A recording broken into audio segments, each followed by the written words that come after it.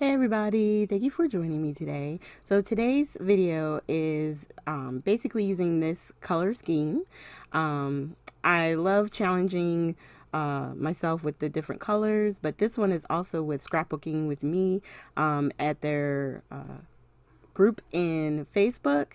I think it's second weekend, we have a color theme.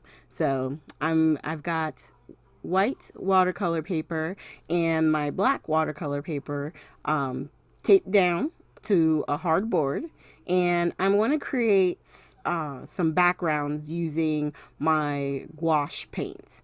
They do operate similar to watercolors, so that's why I wanted to try them. I think for this particular technique, it's definitely better with the white, only because the colors stand out more.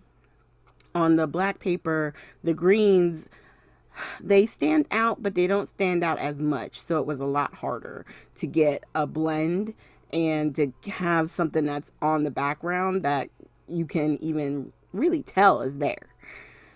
So I'm just dipping my brush into the water and then trying to grab some of the different greens. On the black, I try even grabbing the metallic green to try and give it a little bit of something. And I'm noticing I'm really far away. So I'm just going to zoom in here, and then that way you guys can see. And all I'm doing is I'm trying to keep it dark up at the top and work my way down to a lighter tone at the bottom. So I just grabbed some water, and you can see I softened that line. And then I think on this part on the bottom, I did the green metallic. So it's starting to stand out a little bit more. And then I even grabbed some like ochre, whatever. Um, it's more of that yellowy green. That's kind of the second color up from the bottom on the sketch. But it didn't stand out either on the card. So I was like, okay, so let me just keep layering and doing colors, making sure to take my heat gun to kind of dry in between so I can keep building up on the colors, especially with the one on the white. I like the way that one looks, but I do go back and start to add some more colors just to deepen it, because my idea with these were, with the pretty backgrounds, I could just gold emboss on top, and really you make a really pretty card doing it that way. And then I got a little cup that I put some water in to use for cleaning my brush. And we're just heat tool. Try and dry some of this because I used a lot of water. I started with water on the paper before adding any of the wash. And so then adding more water, it was a lot on there. So that's why I wanted to try and dry it in between. And then this is that greeny yellow I was telling you about.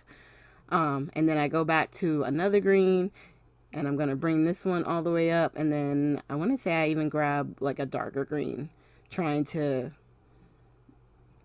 yeah, trying to get it to like have a blend from the top to that. The black paper, this technique was definitely harder. That's all I'm going to say.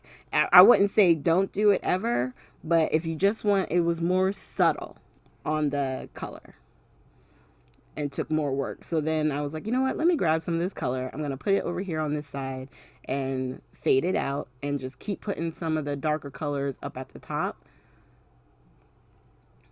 And I have my board sitting on top of my metallic paints that came in a separate box because I had ordered a set of metallic wash before I got the big set. And so I had it leaning on that so it would kind of just tilt up a little bit. Obviously, you could put something else underneath to give you more tilt if you want to have gravity help you with how your colors move down. And then I'm just trying to clean off my brush, and I set them to dry, and then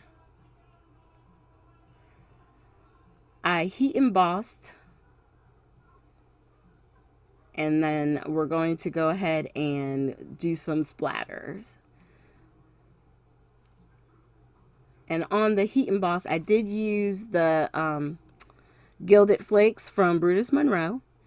And I think on this one, it definitely stands out. The green that I used from Nuvo doesn't stand out big time on the splatters. So that's why I grabbed the white, so it would have a nice contrast. And then this is the one on the black paper. The green's going to stand out probably a little bit more on this one. But I still use the white as well. I even try and put like a few down on my own, just so I can have a couple of more, you know, the bigger dots.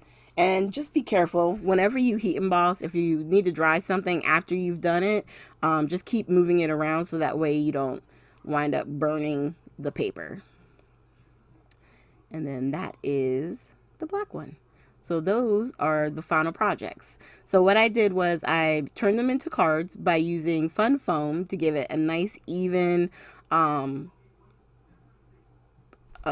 solid cushion, so that way it wasn't like, you know, wobbly or anything like that. It lays nice and flat.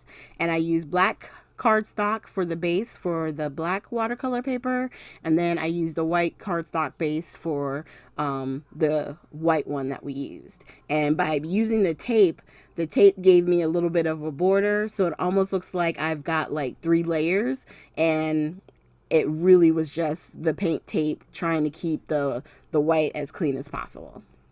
So thank you guys so much for joining me today. Make sure you hit the like, subscribe, and share button, and make sure you hit the bell so that way you get alerts whenever I upload new material. Thanks again, you guys, and I hope you have a great day.